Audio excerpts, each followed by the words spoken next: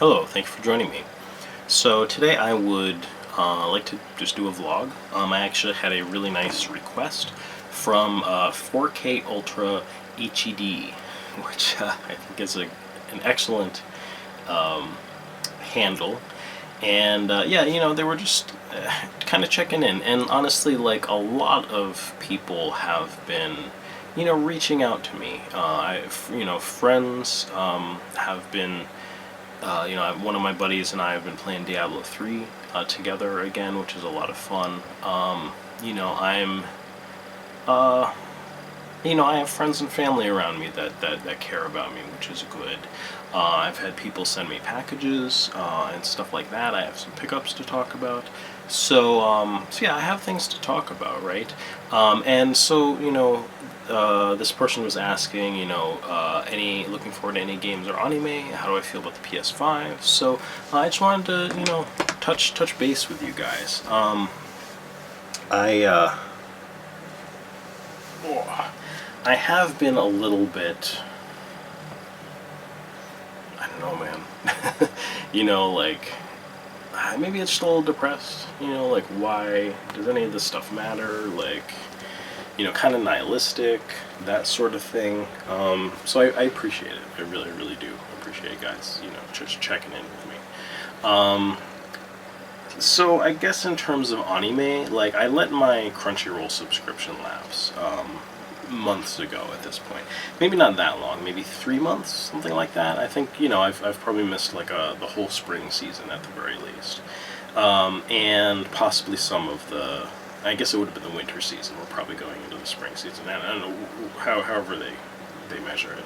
And, I know that there's some really good looking stuff out there. We've got the new Attack on Titan. So that's something I'd definitely like to see. We've got, I think there's been like a new season of Non Non Biori, which I really like, really fun, cute, charming slice of life show. We also have, I think maybe a new Yudu Camp season, another same sort of thing, just slice of life, like really chill, fun kind of show.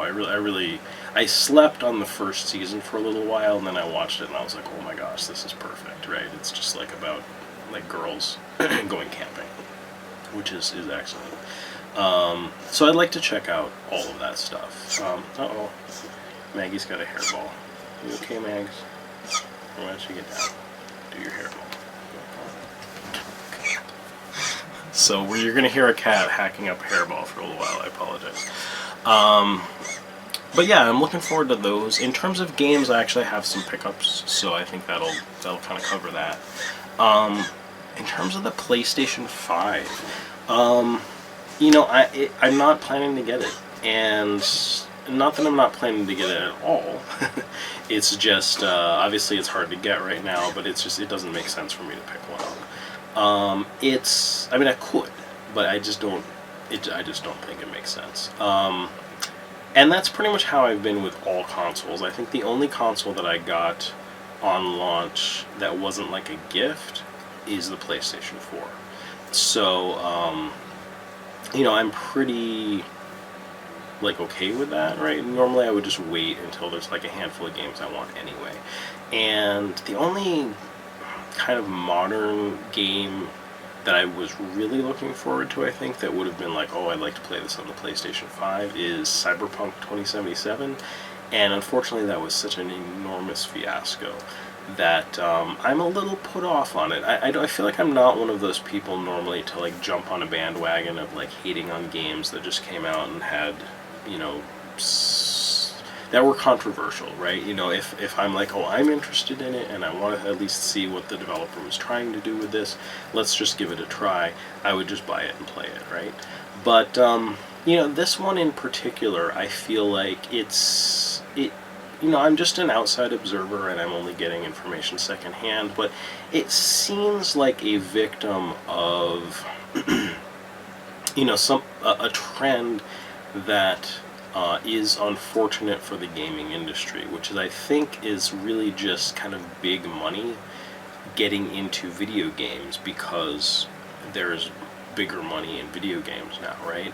And something that you see that goes along with that is, you know, these game companies like going public and being traded publicly, and you kind of have this shift from a mindset of like a creative industry where the goal is to like foster talent and like build a competent, like you know, skilled studio, to like kind of, you know, treat your employees well and like retain that talent and produce good products for your customers, right?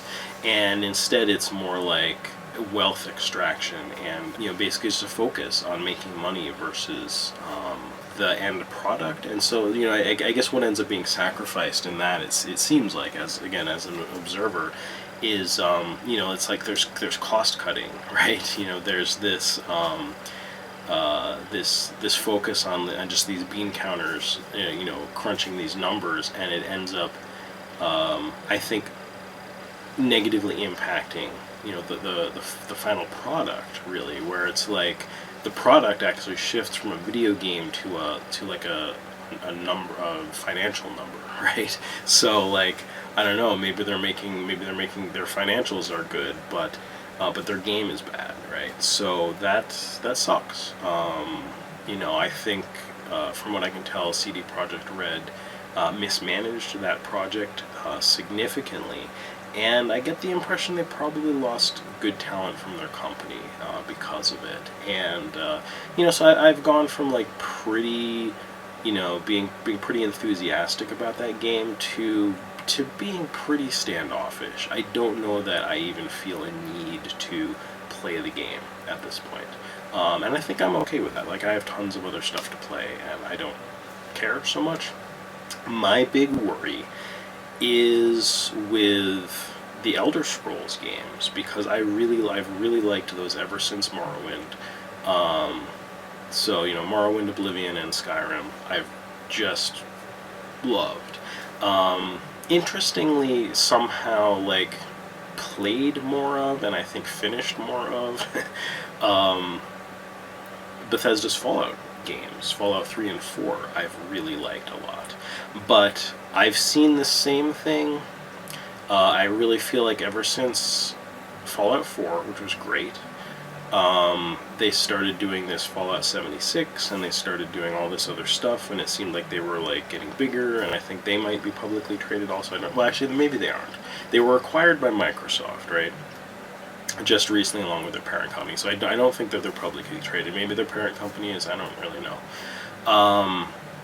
Obviously, Microsoft is, but I don't know. Anyway, I'm worried. I'm worried about Starfield. I'm worried about Elder Scrolls 6. I'm worried they're just going to go down the same path that these other big publisher developers have been going down ever since like Fallout 76 and stuff like that. So I don't know, man. I'm concerned about that. Let's get on to some other more exciting stuff, I guess. I mean, I hope that was exciting. I don't know. It's pertinent to the time. Some pickups here. So my birthday actually came and went at the beginning of this month. I'm still middle-aged. I'm kind of like more middle-aged than I was earlier. I definitely have the middle-aged look now. Fully, I'm rocking the dad look. I did actually get some t-shirts.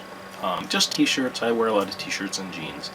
And you know, not to be like a personal billboard for stuff, but I realized, you know, if I'm going to be a billboard for things, there's some bands, like industrial bands in particular, that I really liked, you know, in my teens, and I still listen to them, and a lot of them are still making music. They're really good. I actually, forget if I mentioned, but I got tickets before the pandemic to go see Ministry, KMFDM, and Frontline Assembly all playing together. They were doing a tour. It's like the 30th anniversary of The Mind is a Terrible Thing to Taste, I think, from Ministry. And so anyway, they teamed up with KMFDM and Frontline Assembly, and I was like, you know what? that's like a once in a lifetime kind of thing. I've seen a lot of bands I really like, and I have not seen them, any of those bands live. So unfortunately, of course, that's gotten pushed back and pushed back. It's set, I think, for October right now. I don't know if that's a little optimistic. I should be able to sign up for a COVID vaccine in about a week. Right, I'm not going to get the vaccine in about a week, but I should be able to sign up.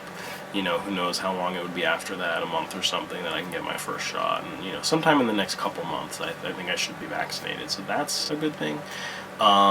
Anyway, but anyway, I've had those bands on my mind, and it's just like, I want to wear. Like, I've got, this is KMFDM, this is the 35 years strong.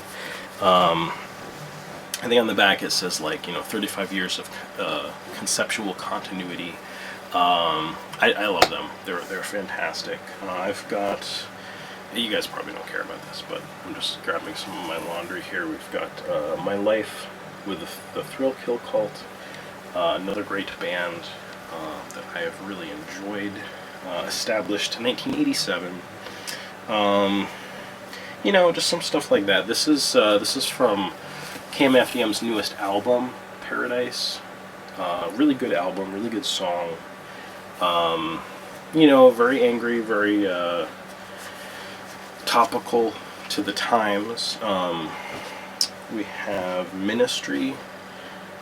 This is a really cool, like, long sleeve t-shirt. This is just one fix. You know, it's none of your business, I guess, but I've never been a drug user, but I know it's something that, you know, Uncle Al has dealt with, you know, a lot, kind of like getting clean and and you know, I think he's turned things around, really, but it's been a struggle with him for a lot of his life. And you know, this song, it was a kind of an important moment, I think, in the band's history. You know, they did the music video with William Burroughs. I think I was talking previously about Naked Lunch, and I got, you know, I've been reading that book and stuff like that, so I liked that shirt. The KMFDM Symbols shirt from their Symbols album. That was the first album of theirs that I got. I think that's from 1997, 1998, something like that. Sort of mid to late 90s. It's a really good album. So anyway, I got a bunch of those, and so it's fun. A little pickup there. Picked up a few movies and stuff here too. We've got V, the original miniseries. This is something that I just caught, you know, little bits of episodes here and there when I was a little kid. I really shouldn't have been watching any of this or been up late enough to see any of this. I'm sure you guys have some stuff like this. And I remember it you know, it was amazing to, like, my whatever 6-year-old self or something. You know, you had these like lizard aliens that had, like, infiltrated our, you know, our government and military and things like that. It's very you know, interesting. You know, again, maybe kind of topical stuff. I mean, obviously it's not. I'm not suggesting aliens have actually infiltrated our government, but it's an interesting thing to watch, I think, you know, certainly in retrospect. I haven't actually started watching this again. I don't even really know how many episodes there were in this, but it was, you know, it was filmed really almost like a movie, I think, and then, like, put out as a mini-series on TV. I remember it being kind of a big deal, right? You know, just from, like, my childhood self, like, not just because it seemed cool to me, but, like, I think, you know, for television-wise, it was a pretty interesting thing. I've been wanting to see it again. It also stars, what's his name there? The guy, Mark Singer, who was from Beastmaster, what I talked about in my Christmas loot pickups. So there was that. I'd also been alluding to, like, other movies that might be on my top movies video that I was going to be picking up, and that is Blade Runner, one of those things. So we've got Blade Runner. The final cut, I'm not sure exactly which cut that is, but I think it might be the one, like, that's been the director's cut, which is really good, although I don't think it's canonical to this movie, so maybe it's different. I'm not really sure. And this film too, I rather liked.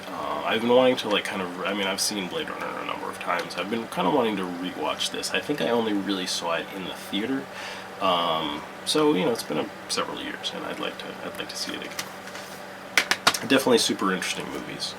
I also got more Pokemon, of course. So we have Sun and Moon and Sun and Moon Ultra Adventures. And I say, of course, I don't know if I mentioned, I feel like I said last time that I'm probably going to call it quits on Pokemon here after Sun and Moon. There's after these, there's like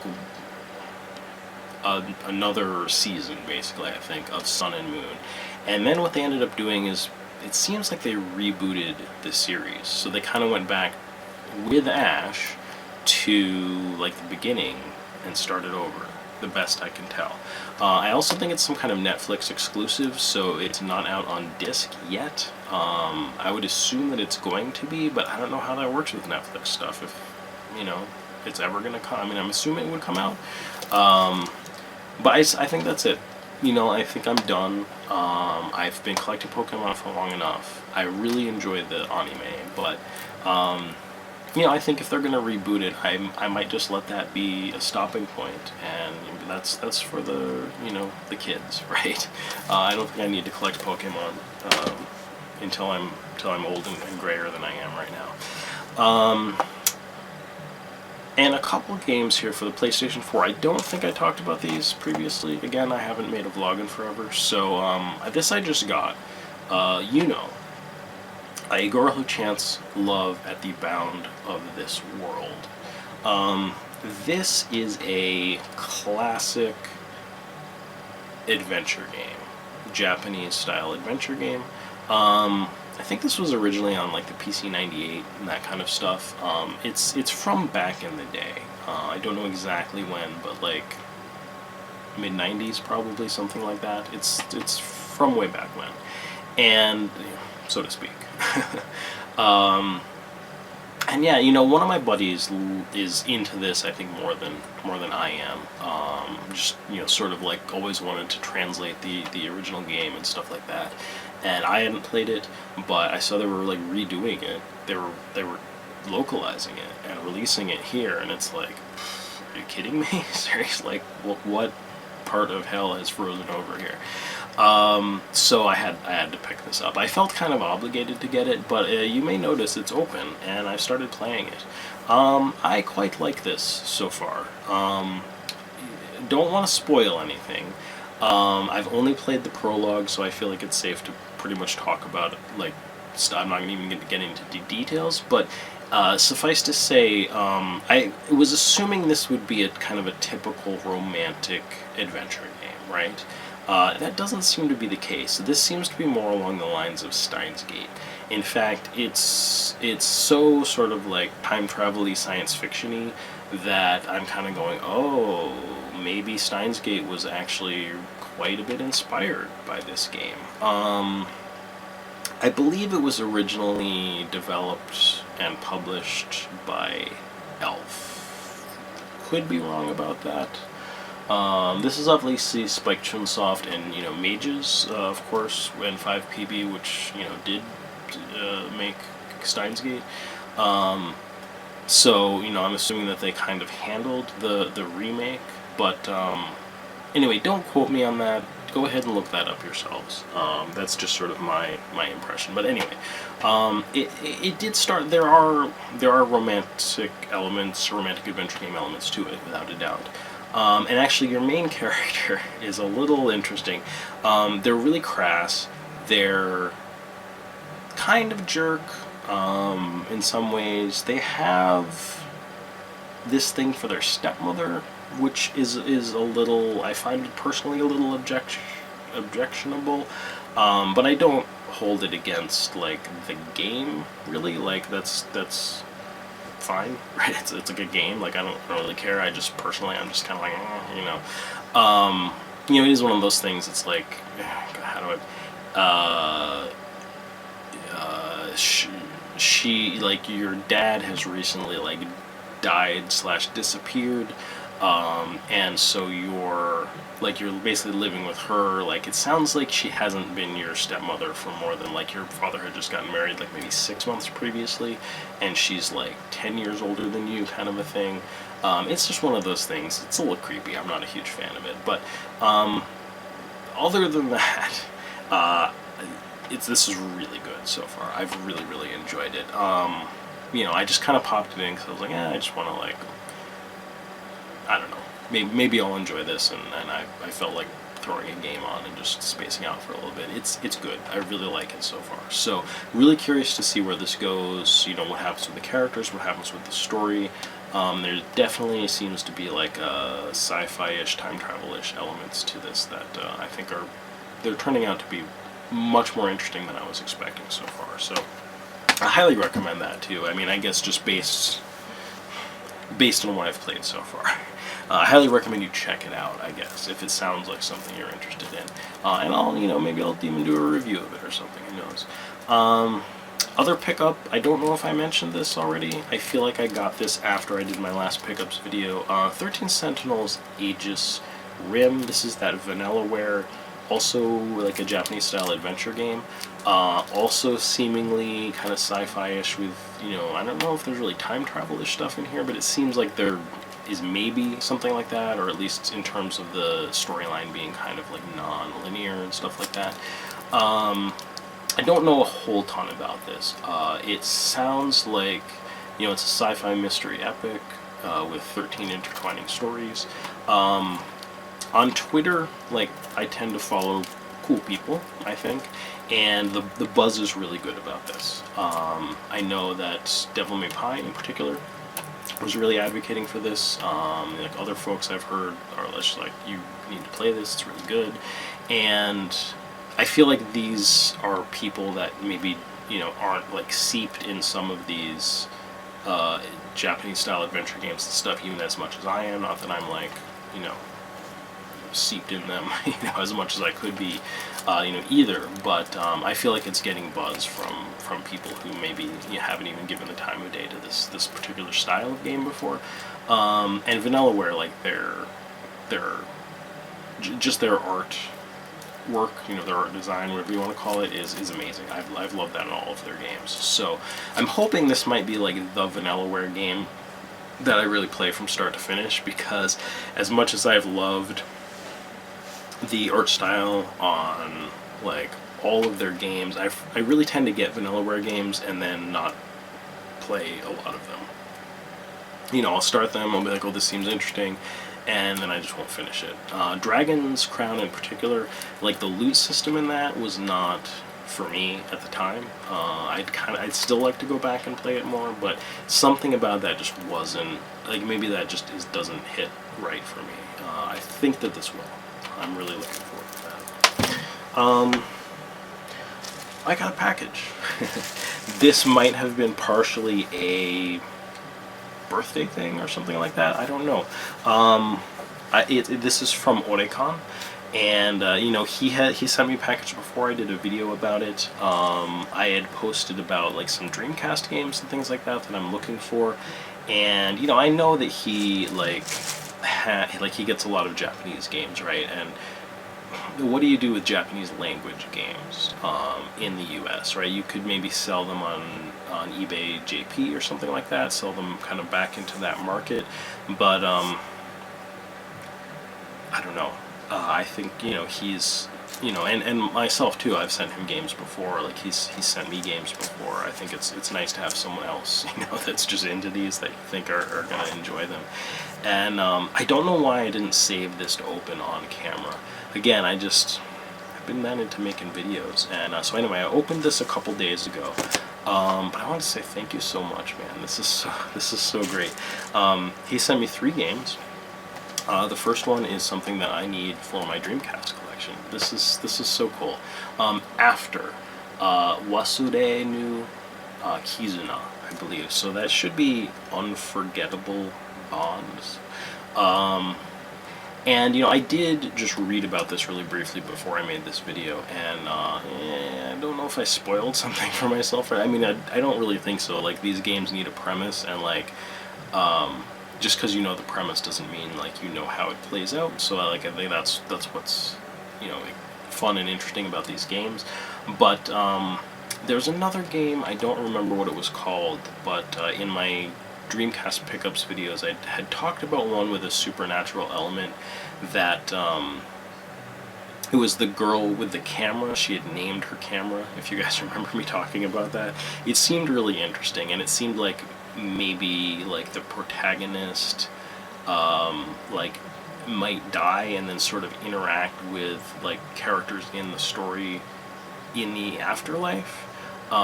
This is called After, and it sounds like this might be kind of similar. Again, I hope I'm not like spoiling anything too much for anybody, but I did read that, and it sounded very interesting. This, I guess you, you know, again, you're like maybe school age, like high school kids or something like that, and end up going on a like hiking in the mountains, and that's sort of as much as I know about the story. But it seems super cool, of course. In terms of development and things like that, I didn't look anything up, so just off of the box here, Playongo, you know, again, I forget, like, do they just sort of port from, like, from PC? Are they a developer? I'm not really sure. I feel like we've run across Playongo before on some of my videos, but I haven't watched, you know, my Dreamcast pickups videos in a long time. But anyway, thank you, man. Thank you so much. This is super cool. The game is in awesome shape. You know, it's got the manual, all that stuff. Like, you didn't have to do any of this. So also, this is like my favorite Neptunia game here. So this is Neptunia Rebirth 2. This is the one that really introduces like the sisters, sort of like the handheld game systems, as like the main protagonists for most of the game. You've got Nepgear, which is like the Game Gear, Uni, which is like the PSP, and then maybe Uni, and then Ram and ROM, which are like the DS. And this is just super cool. I would have to say, like, in terms of series that I enjoy playing in both Japanese and English, like, Neptunia is top of the list. Neptune, I think herself, I could be wrong about this, but I know Yui Horie voices one of the characters. I'm pretty positive it's Neptune. And, you know, she's a voice actress I know from other anime roles and stuff like that. She's a really good singer, she's a really good voice actress. And it's fun to hear her Neptune, right? It's fun to hear the other characters' Japanese voices. I really like the English cast that they got for the Neptunia games too, though. So I actually really like playing these games in both languages. So I think this is perfect because I have Rebirth 1 and Rebirth 3, but I don't have Rebirth 2. So now I have it in Japanese, and I also played it originally on the PlayStation 3 in English, so I could replay it in Japanese. So I'm really looking forward to that. Thank you so much. And this is the big thing, I guess, here, like the big surprise. I saw this and I was like, oh my god, like, thank you so much, man. This is Neptunia. This is like the VTuber one, I think. So this is VTune. And this looks like the special edition, right? So this is like the cool Japanese version. So thank you so much. I have not opened this at all. Why don't I open this? I can do at least a little unboxing of this here. I don't know. Man, it looks like it's even, I mean, a lot of when you get stuff from Japanese shops and stuff, they're usually like wrapped up nicely anyway, so I would almost say, like, I don't know if this has even been opened before, but at the very least it's wrapped up nicely. But let's take a look. It comes with a little postcard here. It's very nice. So I don't know what VTubers are featured in this. I think there are like actual VTubers. I'm probably most familiar with HoloLive's VTubers. And of course, you know, stuff like Kizuna Eye I'd kind of run into before. But there's other stuff, and I don't know like what, you know. There's Independence. There's other stuff. Niji Sanji. I think I'm subscribed to like their English channel and things like that. I think the characters in this are just like aren't the actual VTubers, right? But I think they do have actual VTubers that come in as like video clips in between, you know, stages and things like that. And I also am not quite sure what the gameplay is like in this. I think this might be another one of the action style games. And let me see. So obviously it's Compile Heart and Idea Factory. I'm wondering if this is also by D3, because they tended to do most of the action games. Yeah, this is like new. This hasn't been opened. Look at this. That's so cool. Yeah, and let's see here. So, you know, you've got the game was in a thing here. I don't know what else is in here. There's definitely something else. Let's see here. Oh, okay, nice. So it's got a, oh dude, of course. So it has, well this, I'm assuming this is a music CD, so let me see here. Yeah, it's like something Kyoku list.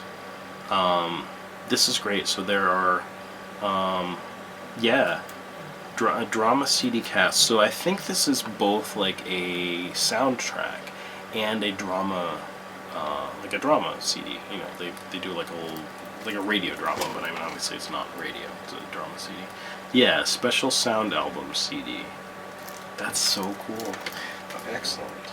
I don't know if there's anything else. Oh gosh, there is. Okay, so it looks like there's also some printed material here too.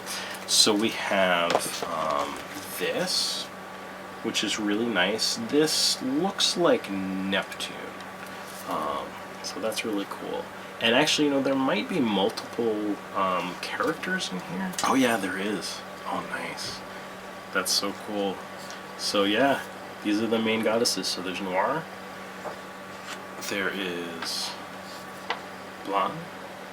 And there is Vert. That's really cool. So these are their, you know, their forms, whatever their looks for this game. And so then we've got this V-Tune. Okay, so this is like the emotional edition. Anyway, so it's a visual book. So so that's awesome. So this probably has, oh yeah. So there's like rough designs, the song lyrics, 2D roughs, costume designs for the DLC, you know, song lyrics, character data, all kinds of stuff. So I'll just kind of show you guys. So obviously these are their designs for this. Very cute, very cute. They're all. This reminds me of the you know, kind of the designs from Producing Perfection. It has that sort of like singer idol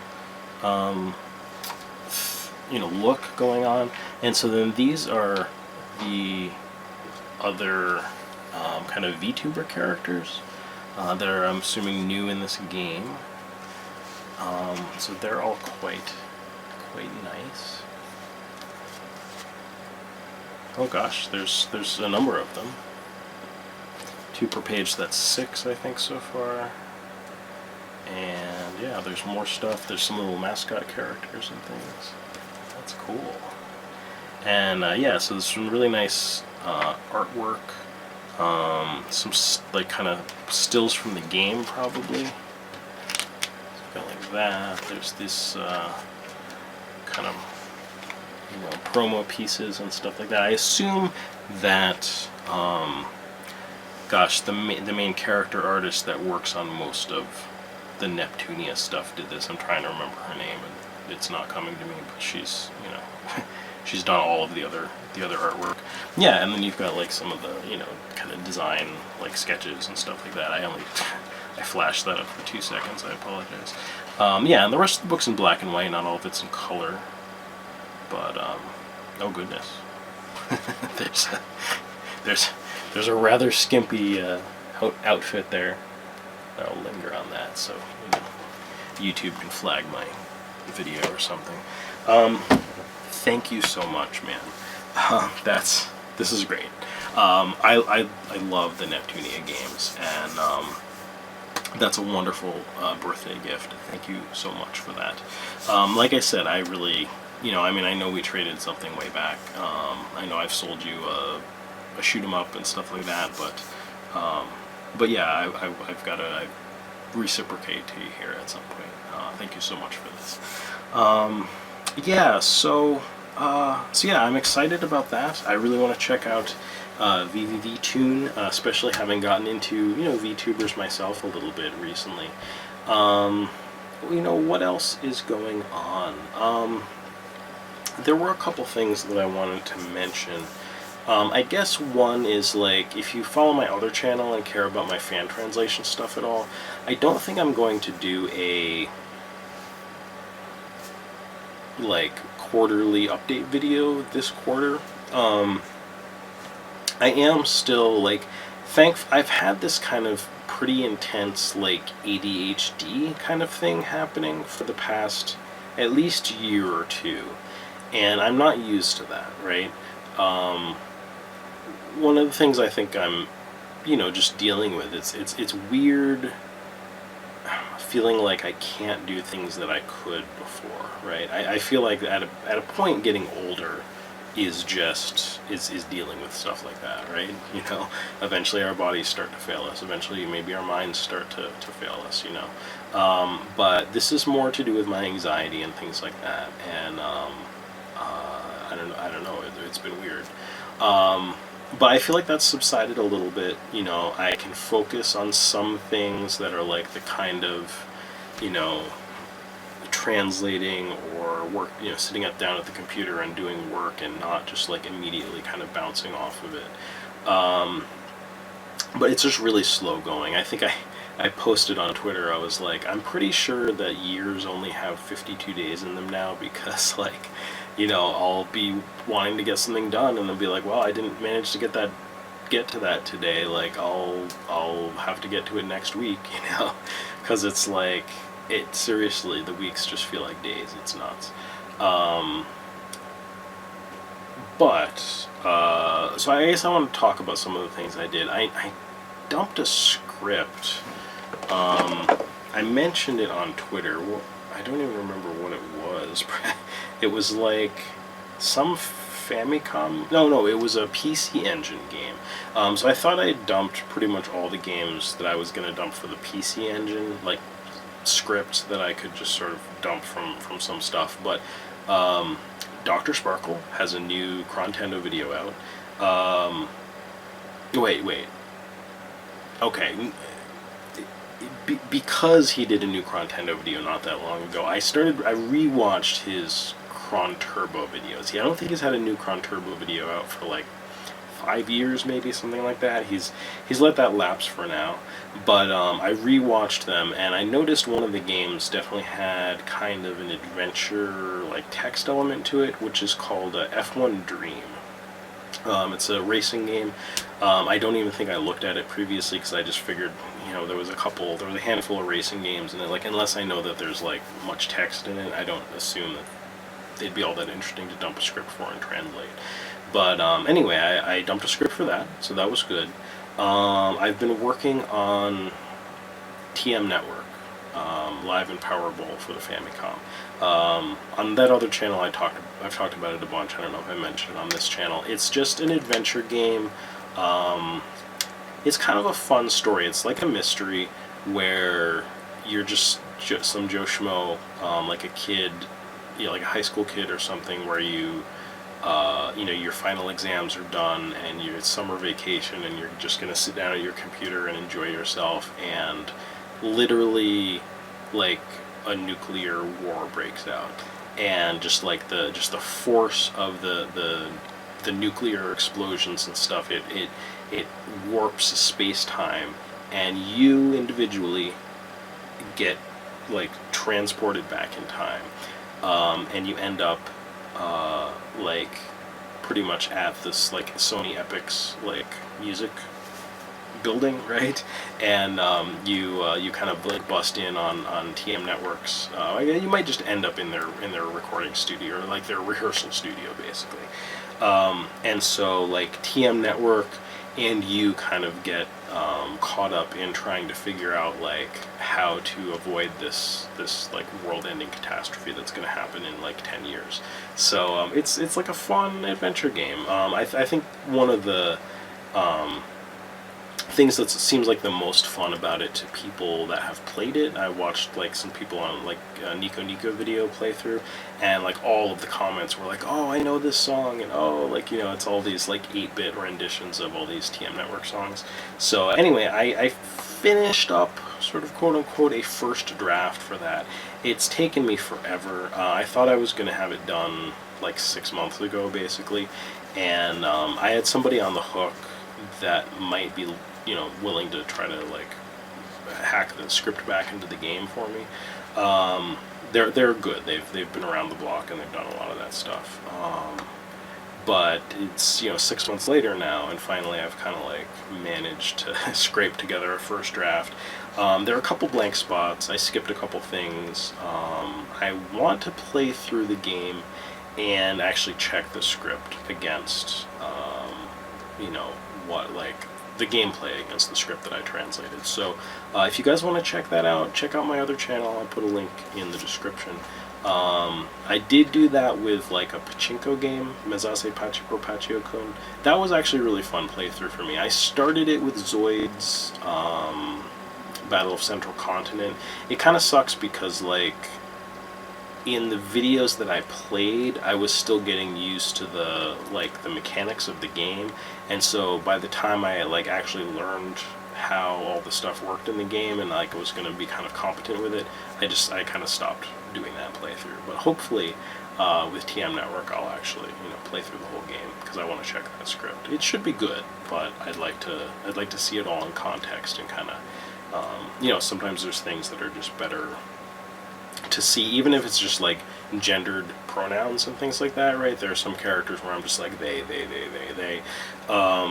because I'm not really sure. I think the game, I can, if it's clearly a guy or something, I'll just be like, he, this and that, but I don't know what to refer to the characters as because I don't know what they are, who they are. I haven't seen the characters. So, hey Maggie, how you doing? Yeah, the cat didn't end up coughing up a hairball. She's doing okay. Yeah, and other than that, I don't know. Anything else much? I guess. I'm trying to get out those videos of Makeruna Makendo Z, right? That's another one of those things that's like pulling teeth for me, and it sucks because like I used to just tear through games, I'm still doing it though. Today I'm playing, it's getting hard. Some of the enemies are really challenging to like do damage to. It seems like at this point in the game you're either having to do like defense downs or attack downs to keep from getting annihilated, or upping your attack so you can do enough damage, or like things are magic resistant and so you have to use physical attacks, or vice versa. And it's just it's a little more challenging with some of that stuff. But I just need to sit down and play the game. So I'm playing some of that today. Hopefully there will be another, I would say like by next weekend, if I keep to that Sunday schedule, probably next Sunday there will be a Makendo Z playthrough video up for the PCFX. So I think that's up to like, I don't know, we're up to the 10th video, something like that. I don't know, I feel like we're getting towards the end. Like I said, the difficulty's ramping up a bit. I think we're close to having fought all the four, there's a Japanese like thing about sort of like the four kings of whatever or something, like a lot of things have like the four whatever, the four guys that you have to fight and stuff. So yeah, we're pretty much done with those, I think. So I have a feeling we're at least like 3/4 through the game, I would say. I think by length and stuff too. And yeah, other than that, I guess we'll just see how things go.